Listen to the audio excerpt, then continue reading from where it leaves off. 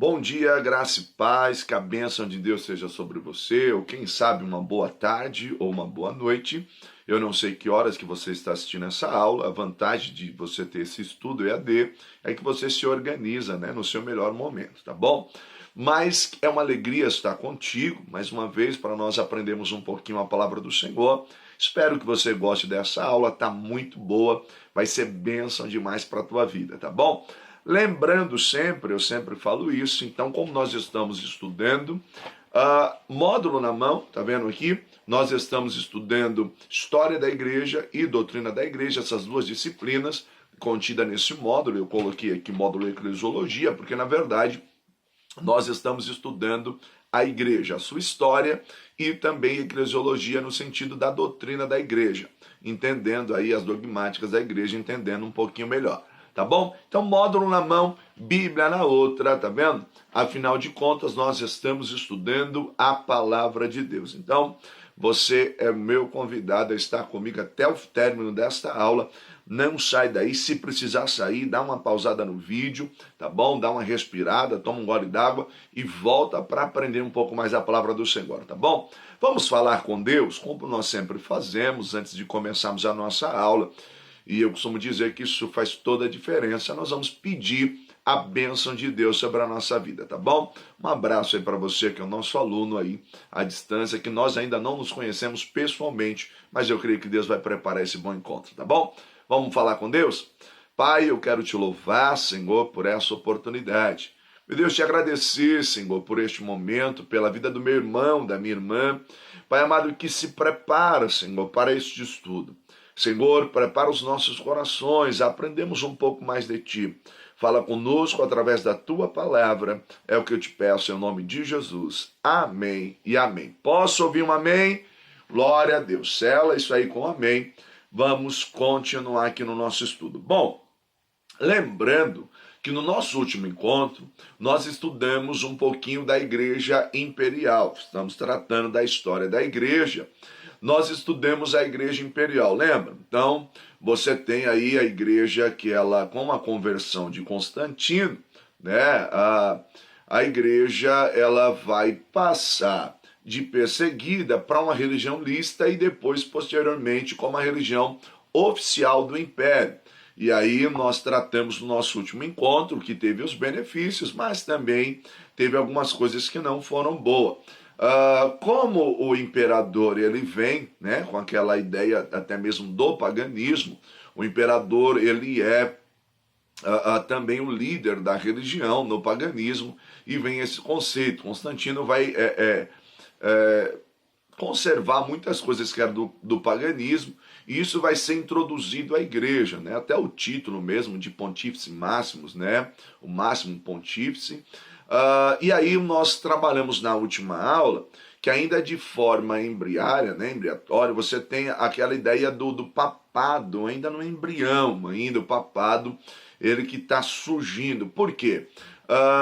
Embora a importância, a igreja já está organizada, né, com seus bispos, né, e o que determinava a importância desse bispo era até mesmo o tamanho da cidade em que ele era bispo, a igreja de onde ele era bispo. Então, o bispo de Antioquia, o bispo de Alexandria, eles chegavam a ter até mais importância, mais destaque do que o próprio bispo de Roma. Mas aí o que nós temos no decorrer da história? Com essa ideia do imperador, e ele tem agora influência direta no contexto da igreja, e aí o bispo de Roma, que é o sacerdote que está mais próximo ao imperador, começa a gozar de alguns benefícios, e aí você já tem aí, como eu disse, de forma sorrateira, surgindo essa ideia do papado, tá bom? E aí nós trabalhamos no nosso último encontro, a ideia dos concílios e toda aquela questão. Mas agora eu quero trabalhar com você a igreja medieval, tá bom? Nós vamos trabalhar a igreja medieval. E aí, é na igreja medieval que você vai ter esse destaque mesmo do poder papal, do destaque da igreja. E aí eu quero chamar a tua atenção que a partir de agora nós vamos começar a tratar mesmo a igreja como igreja católica, apostólica, romana. porque até então nós não tínhamos tratado nesse contexto. Eu sempre venho batendo nessa tecla que a igreja ela é uma só, mas aí começa a tomar já aquela forma, aquele modelo, um distanciamento das escrituras. Como eu trabalhei no finalzinho da aula passada, começa a se introduzir algumas liturgias que não são práticas da palavra, e aí algumas distorções para um favorecimento próprio, e aí é nesse contexto que a igreja mesmo vai, eu quero usar aqui uma expressão aqui, ela vai desandar. Como assim desandar? Ela vai se afastar daquilo que é o princípio bíblico, das doutrinas dos apóstolos, daquilo que é o conceito da igreja primitiva, tá bom? Então você que tem o teu módulo, na página 44, nós vamos começar a trabalhar essa questão. Então a Idade Média, ela começou com a queda do Império Romano, o Império Romano do Ocidente, tá? Isso vale a pena destacar. Em 476, mais ou menos, aí depois de Cristo, e ela vai se encerrar com a tomada da capital do Império Bizantino, Constantinopla, isso mesmo, pelos turcos otomanos, então em meados de 1453.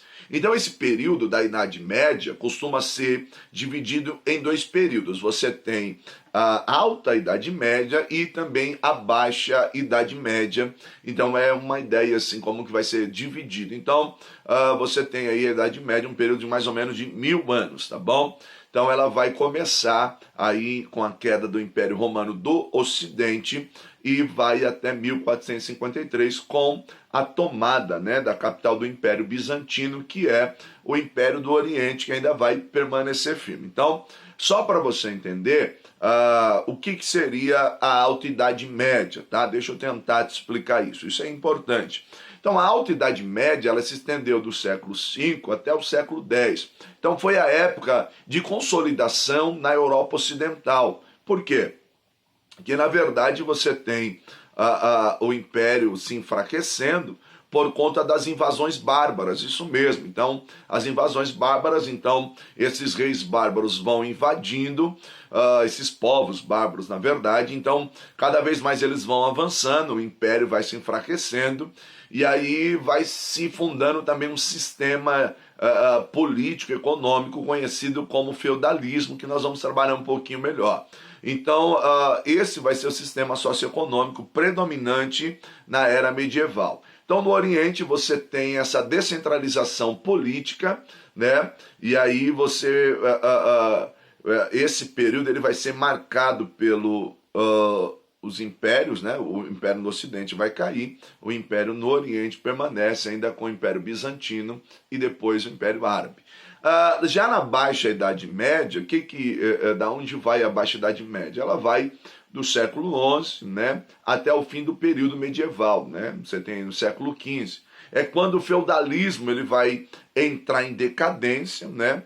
Lógico, lentamente, vai começar a sofrer algumas transformações, e aí você já tem essa transição, entrando na Idade Moderna, quando vai ser substituído no campo político pelas monarquias nacionais, e o sistema mercantilista. Então, por séculos, a Idade Média, né, foi tida como uma época insignificante de desenvolvimento científico, tecnológico e artístico. Então, nesse contexto da Idade Média, você não tem um avanço mesmo, um desenvolvimento científico, tecnológico e até mesmo artístico. Então, essa visão vai nascer durante o Renascentismo, que é do século XVI, mais ou menos, quando o período medieval vai ser apelidado de Idade das Trevas, ou período das trevas. Muita gente não concorda, mas a grande maioria consensa nisso, que foi um período mesmo obscuro, não houve muito desenvolvimento, pelo contrário, quem era rico tornava-se mais poderoso e a miséria cresceu muito, mas é um período muito importante, tratando do contexto história da igreja. Por quê? Porque é nesse contexto que a igreja vai se destacar, mas quando eu falo igreja, e eu quero chamar a tua atenção, infelizmente não é a igreja de Cristo, mas uma igreja, uma instituição que vai tomar forma E aí, essa instituição vai se distanciar da palavra, tá? Ela vai fugir daquilo que é um ensinamento bíblico e vai centralizar o poder no homem. Vai se tornar uma igreja antropocêntrica, onde um homem vai tomar ali, querer tomar o lugar proeminente, longe das escrituras. E aí você tem todo esse desenvolvimento do poder papal, como nós vamos conhecer, tá bom?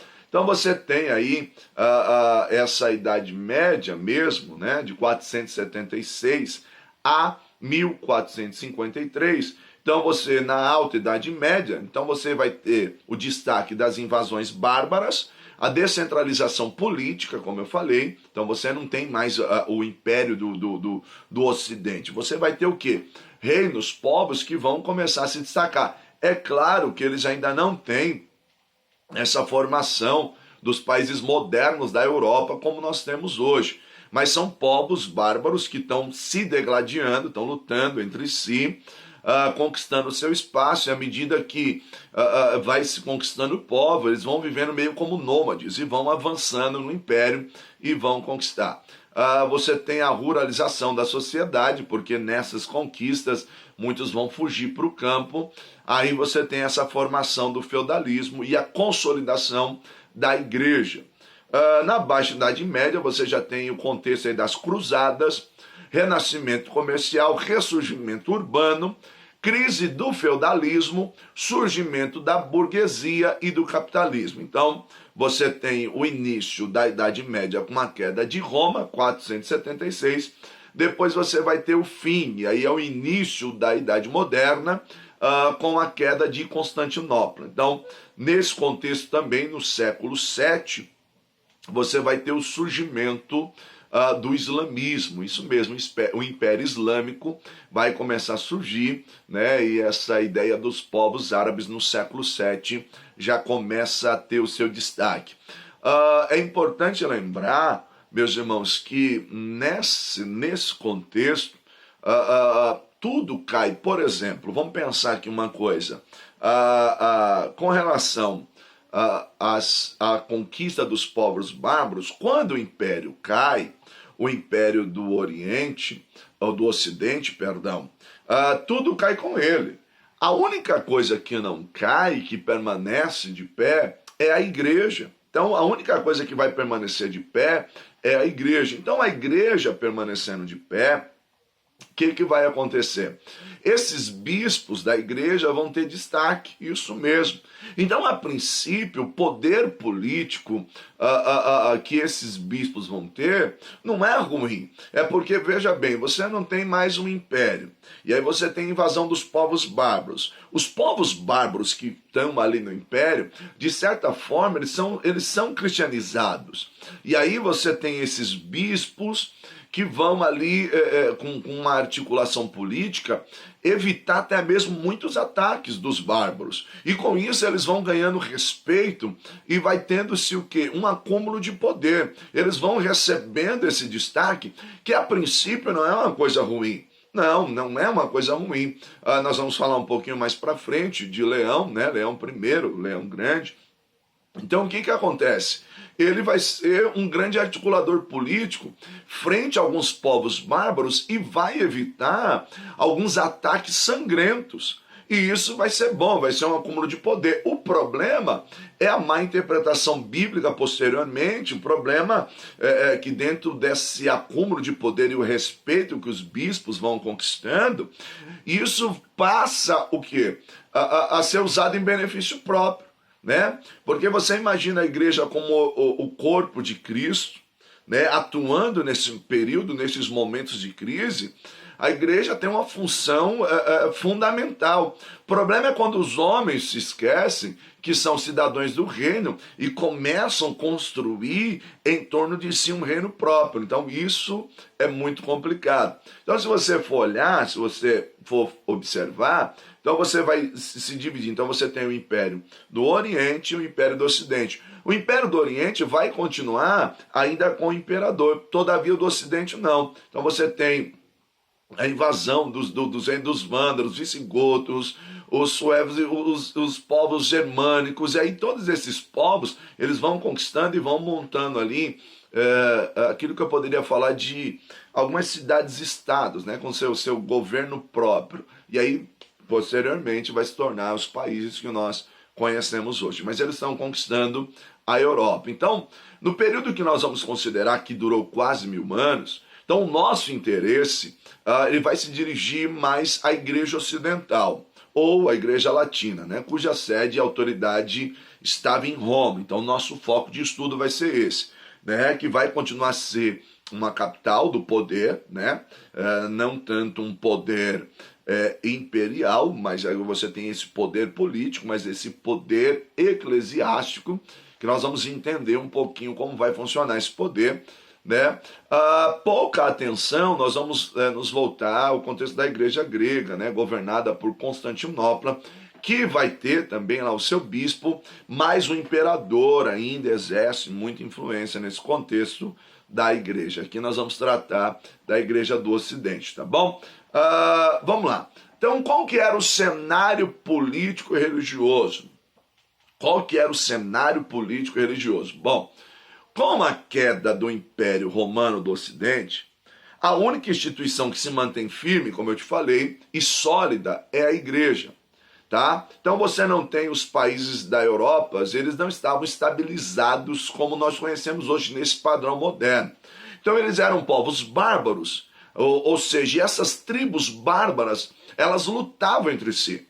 E o interessante é que as tribos mais fortes conquistavam os territórios. E aí os reis dessas tribos, olha que legal isso, os reis dessas tribos, eles começavam a desenvolver um sistema, porque não tem como governar tudo, então eles começavam a dividir essas terras por territórios e colocava um senhor sobre esta terra, no comando desta terra, e esse senhor no comando dessa terra, ele prestava continência ao rei. Então, mas ele é um senhor dessa terra, então ele começa a se tornar o senhor dessa terra, e todos que estão ali abaixo dele são vassalos.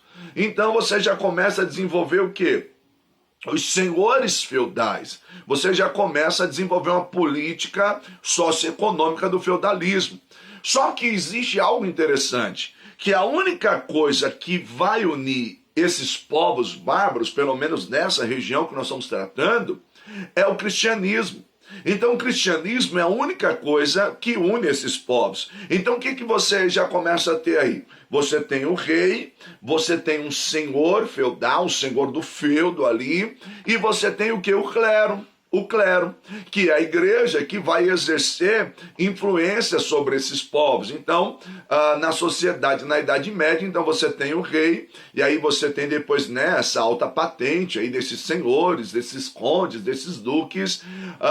Você vai ter o clero, né, o alto clero, que vão exercer influências, até mesmo locais, com seus bispos, os seus padres, seus abades, e você tem os soldados, né, esses cavaleiros, esses soldados, que vão ter também um destaque. Por quê? Porque são os responsáveis pela proteção desses senhores, pela proteção de toda a área, e você tem os vassalos, a escória, o povo que é realmente pobre. Nesse cenário, é nesse cenário que eu estou lidando, sócio-político, que a igreja, ela assume esse destaque. Como eu já te falei, você não tem um imperador, então os bispos começam a exercer influência nesses povos, e aí com o acúmulo de poder, eles começam a se destacar, isso é natural, e a princípio não é ruim. A princípio não é ruim, porque eles conseguem intermediar muitas coisas. O problema é que você começa a ter no cenário, e isso aqui é uma fala minha, o poder começa a subir a cabeça, o interesse do homem começa a estar acima dos interesses divinos, né? Acima daquilo que é a proposta bíblica, acima daquilo que é o ensino da palavra. Então você vai ter aí o destaque, é claro, irmãos, nós estamos tratando de 1000 anos, nós vamos conseguir falar de todos os papas, né? Mas nós vamos tratar aqui, ou traçar, pelo menos aqui, um paralelo, ou falar de aqueles que nós julgamos ser os mais importantes, os eventos que mais se destacaram, até mesmo no contexto da Idade Média. Então, o primeiro grande papa que eu quero falar, que foi considerado, sim, um grande papa, é isso que eu falei, é o Leão I, né? Que Leão, conhecido também como Leão o Grande, ele tem aí, mais ou menos, no século V. Então, ele foi o responsável, esse camarada aí, ele foi o responsável pela má interpretação e má aplicação do texto de Mateus 16, 18 e 19. Por quê? Porque é a partir dele que você vai ter a defesa da supremacia do bispo de Roma, isso mesmo. E a ideia dele é o seguinte, por exemplo, o que diz lá em Mateus 16, 18 e 20? Diz assim, é aquele diálogo de Jesus com Pedro, que você conhece, né? Quando Jesus faz a enquete do seu ministério, dizendo, quem os homens dizem que eu sou? Aí, uns dizem que tu és o profeta, e vocês? Aí Pedro diz assim, tu és o Cristo, o Filho do Deus vivo. O Senhor disse assim, disseste bem, Simão, filho de Jonas, eu também te digo. E aí entra o verso de número 18, também eu te digo que tu és Pedro, e sobre esta pedra edificarei a minha igreja, e as portas do inferno não prevalecerão contra ela. Dar-te-ei as chaves do reino dos céus, o que ligares na terra terá sido ligado no céu, e o que desligares na terra terá sido desligado nos céus. A partir da má interpretação desse texto, Leão X começa a reivindicar a supremacia do bispo de Roma. O que ele defendia? Ele defendia que Pedro foi bispo de Roma, e isso é uma grande discussão. A maioria dos estudiosos dizem que Pedro nunca esteve em Roma. Há quem diga que há sim uma tradição, pelo menos oral, de que Pedro esteve em Roma. Bom, discussões à parte, biblicamente, você não tem Jesus dando essa autoridade para Pedro, como que essa ideia de que Pedro ele é uma espécie de senhor e o que ele ligar está ligado. Mas nessa má interpretação, qual que é o conceito? Você tem já uma tradição apostólica que isso era uma coisa boa no contexto da igreja, que era, por exemplo, assim, nós seguimos a tradição dos apóstolos, nós aprendemos os ensinamentos dos apóstolos, isso era algo importante. Afinal, a igreja está fundada, né, nos ensinos dos apóstolos, eles lançaram o fundamento. Só o que você não tem é essa sucessão apostólica, que vai ser ensinado por Leão I. Qual que é o conceito dele? Que ele é o sucessor. Então, se Pedro era bispo de Roma, então a sucessão apostólica está com ele. Então, ele sendo o sucessor, ele sendo o bispo de Roma, então ele se torna o pai de todos. E nenhuma igreja pode ser estabelecida se não passar por ele. Então, qual que é essa ideia? É a supremacia do bispo de Roma. Então, o que você tem aí? Você tem o modelo papal. O modelo papal, que isso vai se consolidar na Idade Média. Tá vendo? Então você tem esse modelo, nós estamos nessa transição, se você olhar as datas, você está nessa transição, entrando aí justamente já na Idade Média. Então ele vai estabelecer o modelo papal da Idade Média. Então ele estabelece esse modelo, mas quem vai consolidar isso, quem é? Gregório I, ou Gregório Grande, ou Gregório Magno, no século VI, que ele vai assumir no ano 590, praticamente mesmo no auge aí da Idade Média, aí, né, onde começa, e aí ele vai ser um grande papa, esse cara vai ser um grande líder, ele vai ser um grande líder. Então lembrando que nós estamos falando do Ocidente, então você não tem o Império caiu. Quem está firme? A igreja. E esse cara vai ser um grande articulador, um grande político. Quando eu falo político, eu estou falando não no sentido pejorativo. Eu estou dizendo de alguém que realmente tem ali, sabe negociar, sabe lidar com a circunstância, e esse poder que vai se destacando. E aí, ele é um grande papa missionário, isso mesmo. Então ele é um grande estrategista, ele faz um mapeamento da onde ele quer alcançar as áreas, a ideia de cristianizar o povo, e vai enviar missionários, vai expandir a ideia de expandir a igreja, crescer. Então, por exemplo, ele é alguém que vai se dedicar à pregação, combatendo a luxúria. É claro que já não é uma liderança bíblica. Percebe o perigo de se distanciar da palavra? Embora seja alguém que vai pregar contra a luxúria, torna-se um pregador ético, da ética moral, mas está longe das escrituras. Então, ele também prega contra o casamento dos clérigos, né? Ele já começa a enfatizar isso. Então, ele era mais um pregador ético do que um pregador bíblico. Então, mas ele vai consolidar. A grande questão que eu tenho falado, e nas minhas aulas meus alunos sabem, queridos, nós jamais podemos nos afastar desse livro. A Bíblia é a infalível e inerrante palavra de Deus. Então, todas as vezes que um homem, seja ele de uma liderança eclesiástica protestante, ou seja, qual segmento for, se ele se afastar das escrituras, ele se perde. Porque o que você começa a ter nesse contexto? Os desvios doutrinários, isso mesmo. A igreja já começa a se afastar daquilo que são as doutrinas bíblicas. Isso, os princípios bíblicos. E aí entra o quê?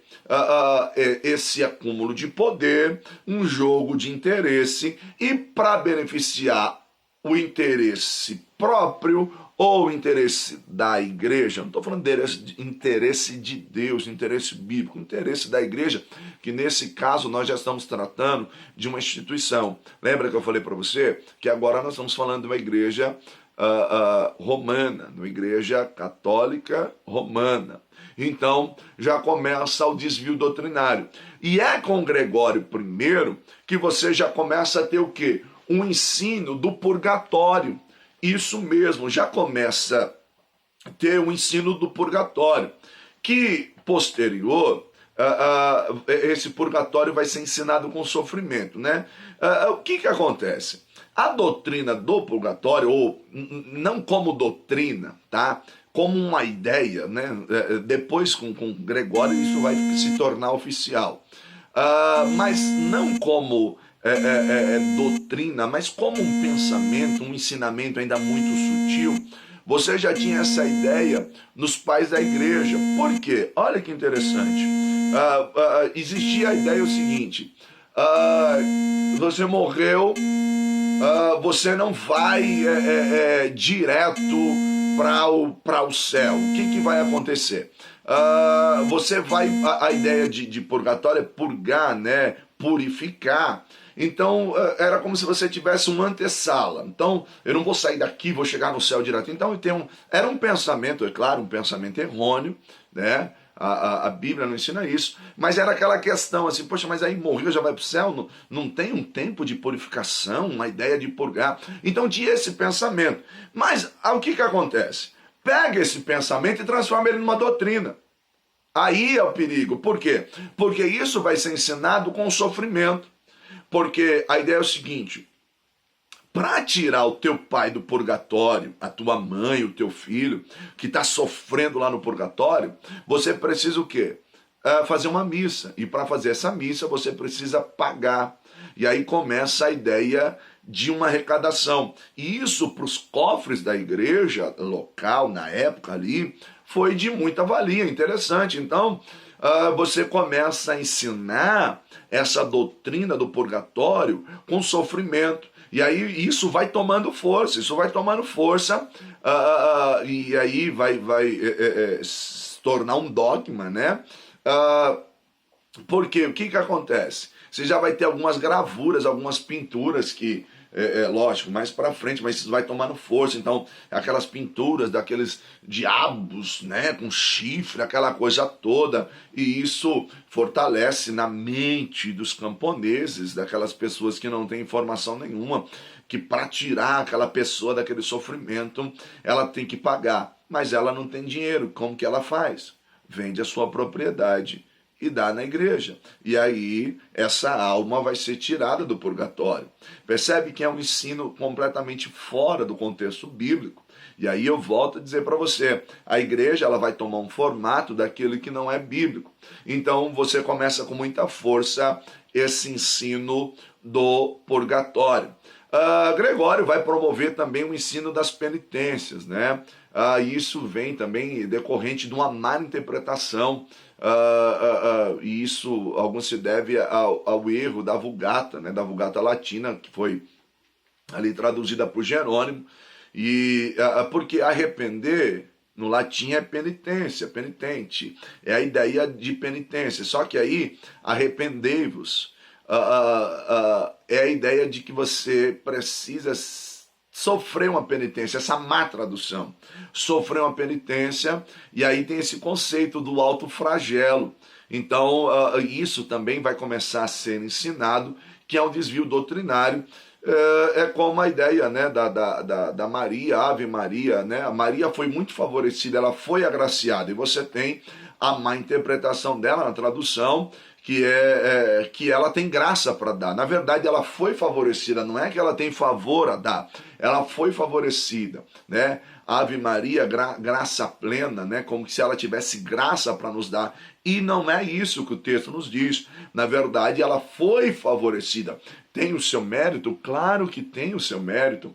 Foi uma mulher onde o Senhor a favoreceu, achou graça nela para ser a mãe do Salvador, né? O Verbo se fez carne e foi em Maria que ela recebe essa graça. Mas não que ela tem graça para dar, tanto é que no cântico de Maria, ela mesmo diz, o meu coração exulta no Senhor, o meu Salvador. Ou seja, ela deixa claro que ela também precisa do quê? De um Salvador, que ela precisa de alguém que venha remir a sua alma. Então, só para você ter essa ideia. O que você tem também aí? O ensino da transubstanciação, que na verdade é a crença, né? Que depois de você consagrar os elementos da ceia, né? O pão e o vinho, né? E eles vão se tornar literalmente o corpo de Cristo. Eles vão se tornar o corpo do Senhor. E olha como que a igreja cristã, evangélica ou protestante, ela é influenciada por esse tradicionalismo.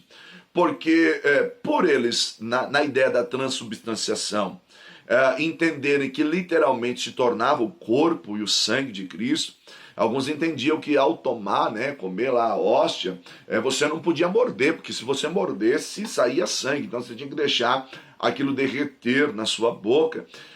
E quando aquilo sobrava, deveria ser enterrado, porque quando você enterrava aquele pão, era a ideia de um sepultamento.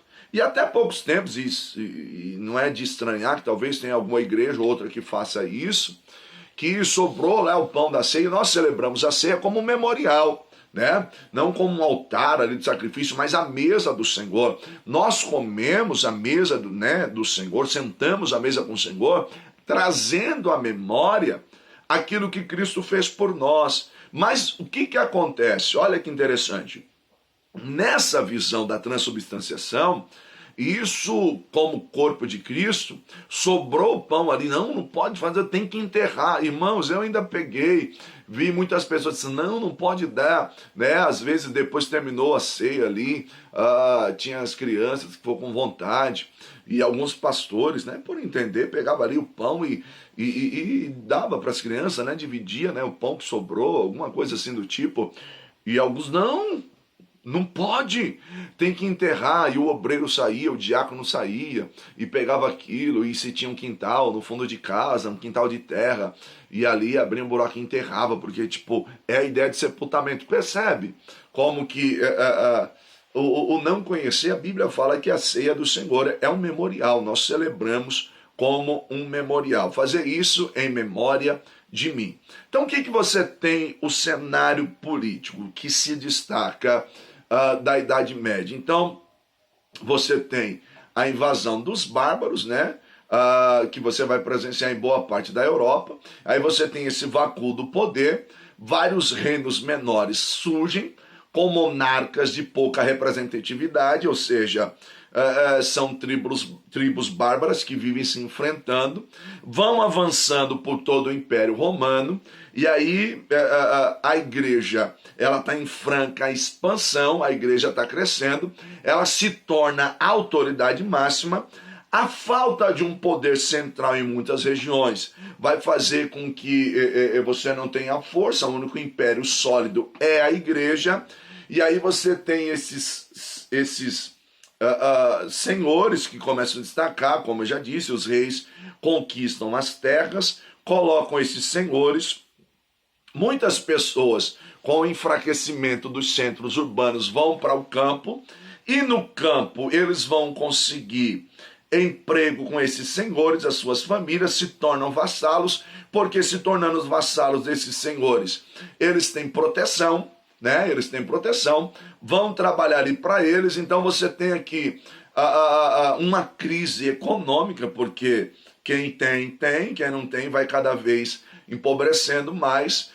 Esses cidadãos, por causa dessa crise, vão se refugiar a esses senhores de terra, esses senhores feudais, esses senhores de terra, vão trabalhar para eles, mas nunca vão conseguir pagar, vão se tornar sempre ali um escravo, porque ele trabalha para comer, parte do que ele cultiva, né, o campo que ele cultiva é desse senhor, e às vezes ele precisa daquele sistema, para plantar ele precisa do grão, e enfim.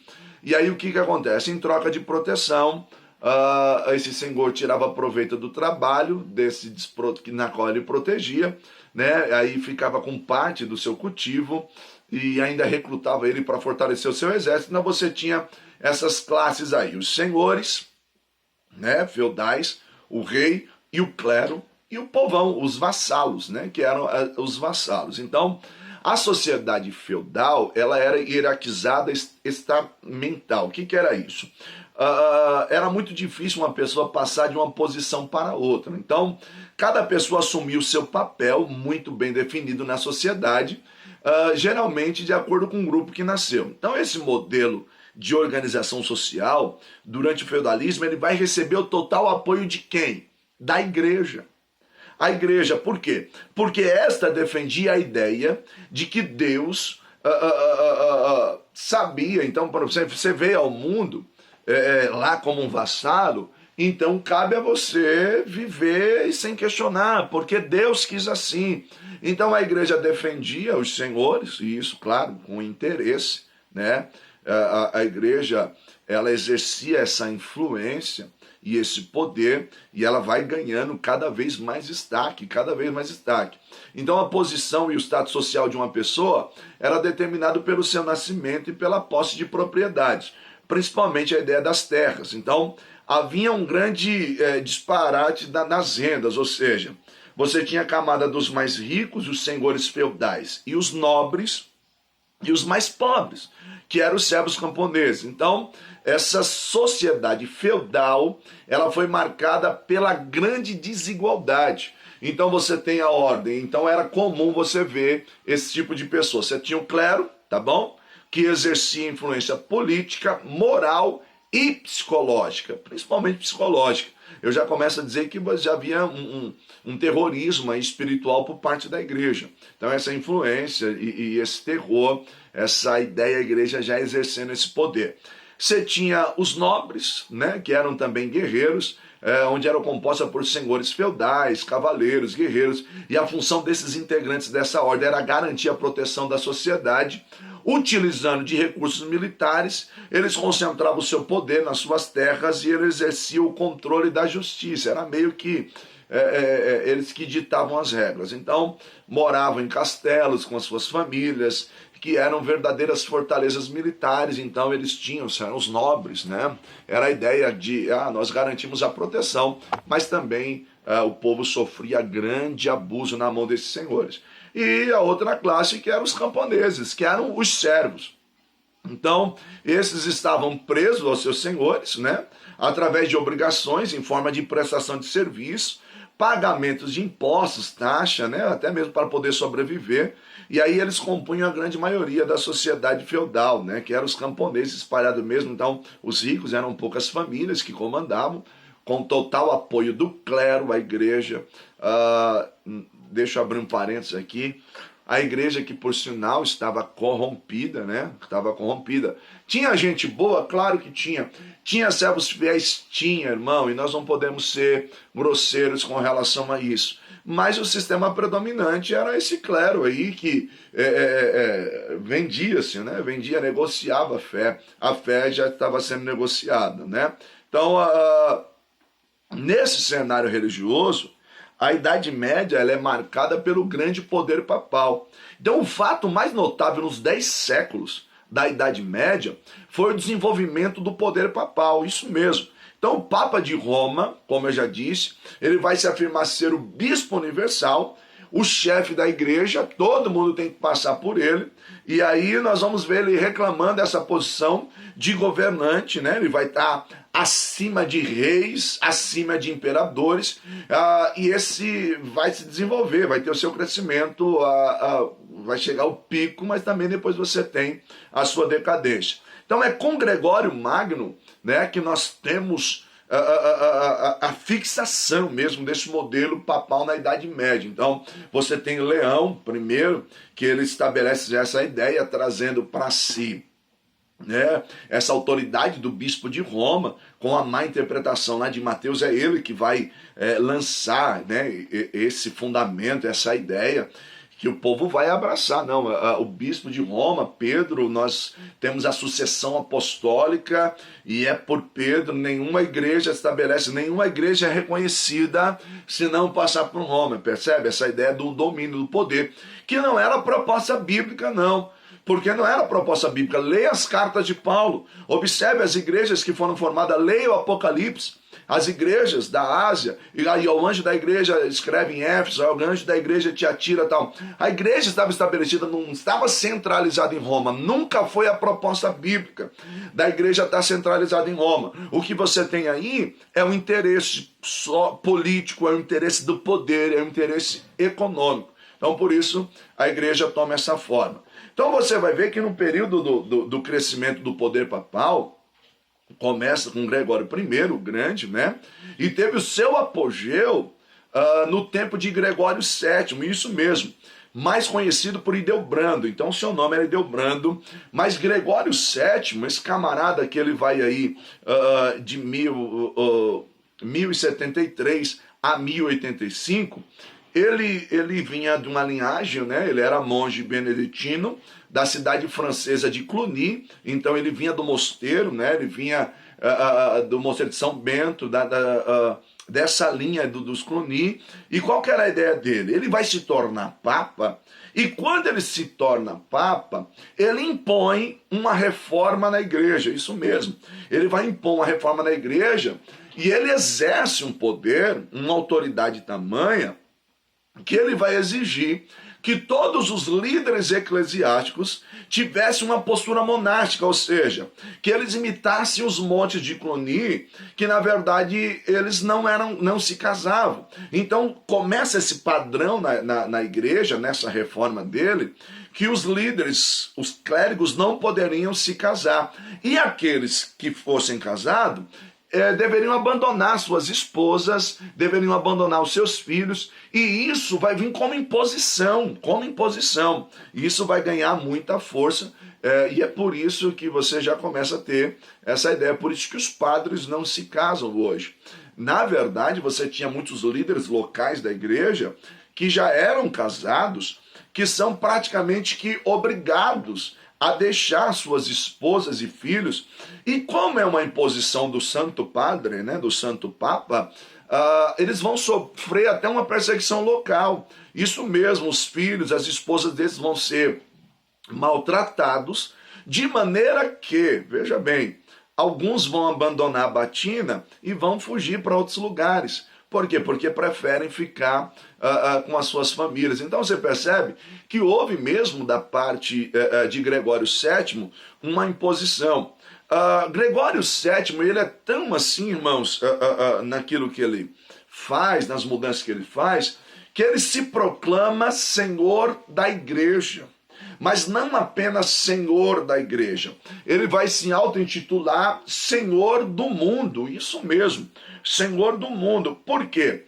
Porque, na verdade, olha a má interpretação sempre, irmão, eu volto a dizer todas as vezes que alguém usa os textos para benefício próprio, e nota de rodapé aqui, deixa eu abrir um parênteses, nós estamos cheios de contexto hoje, igreja, pessoas que têm uma ideia e procuram um versículo isolado para tentar justificar as suas alucinações, as suas heresias. Então, mas porque é o contexto igreja, eu preciso então ter o quê? Um respaldo bíblico, e é nessa que a gente acaba vendo as aberrações que nós temos hoje. Aí o que eu faço? Pego a minha Bíblia, abro a minha Bíblia e procuro lá simplesmente um versículo fora do seu contexto para justificar um erro. E isso tem acontecido e muito no cenário da igreja. Então toma muito cuidado com isso. Toma muito cuidado com isso, que isso tem se tornado constante. Qual que é a ideia do Gregório VII?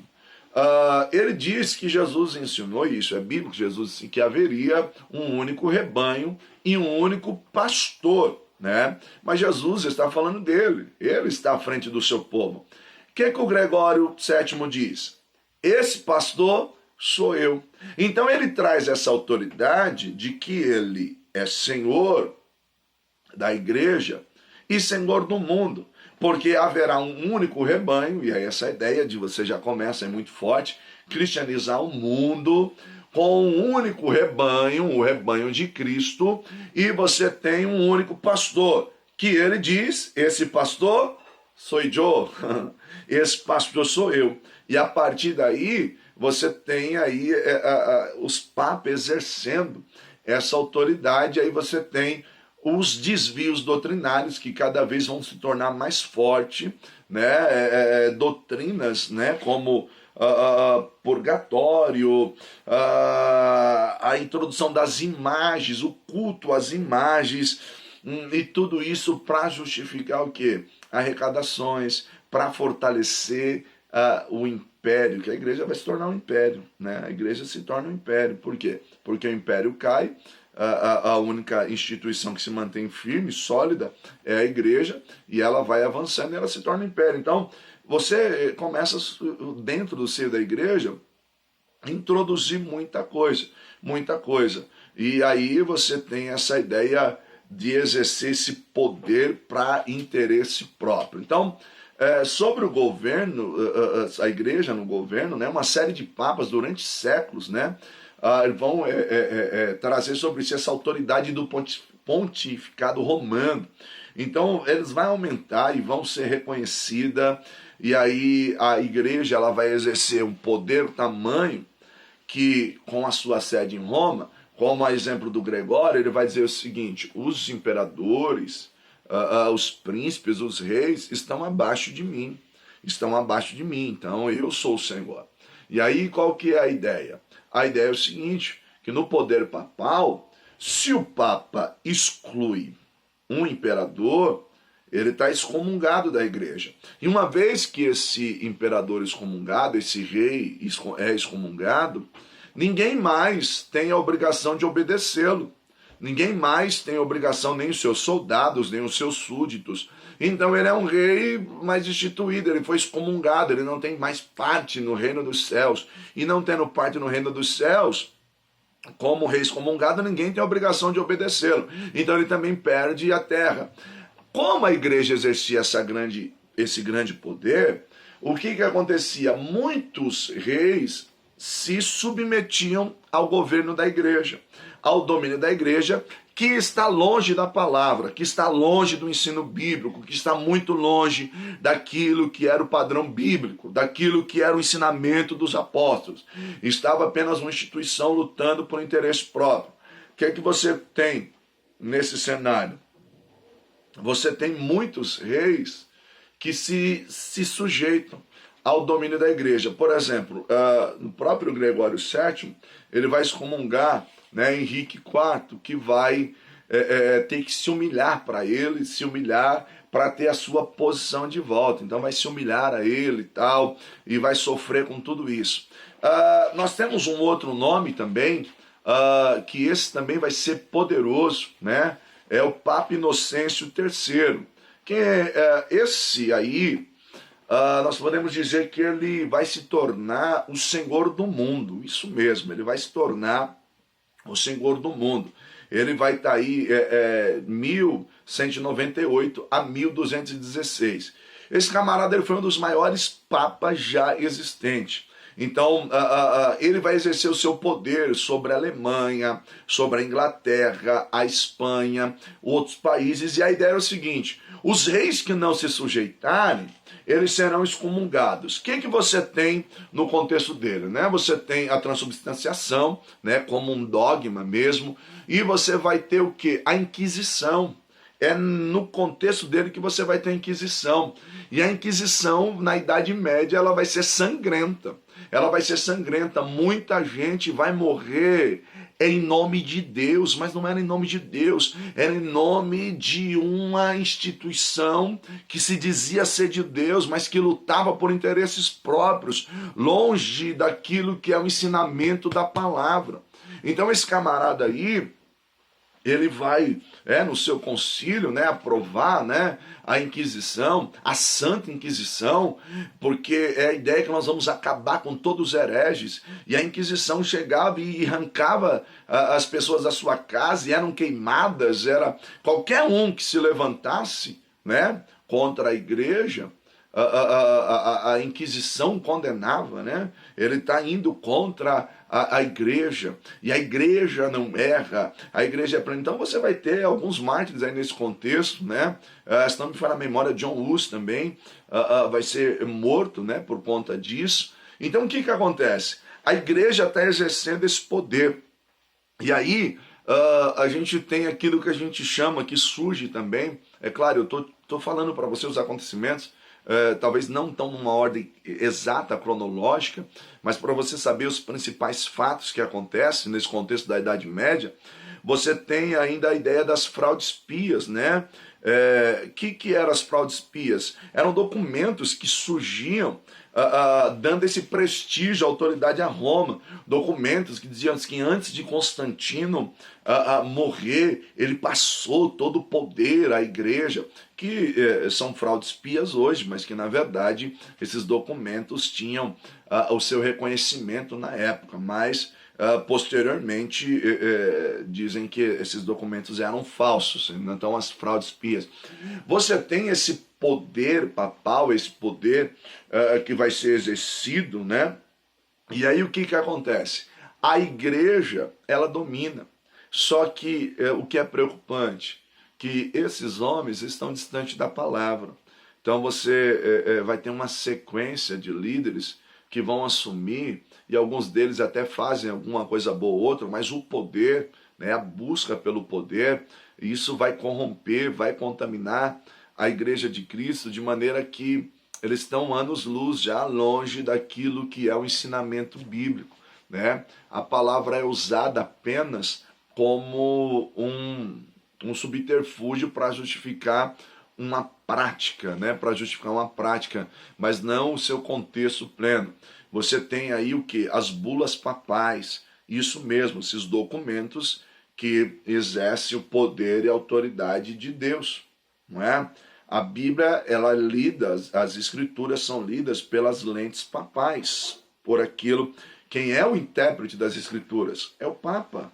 O povo não tem esse acesso, é o Santo Padre que sabe o que Deus quer, e ele é o representante de Deus. A ideia é a seguinte, que você tem dois astros que governam, a Lua e o Sol, né? O Sol e a Lua.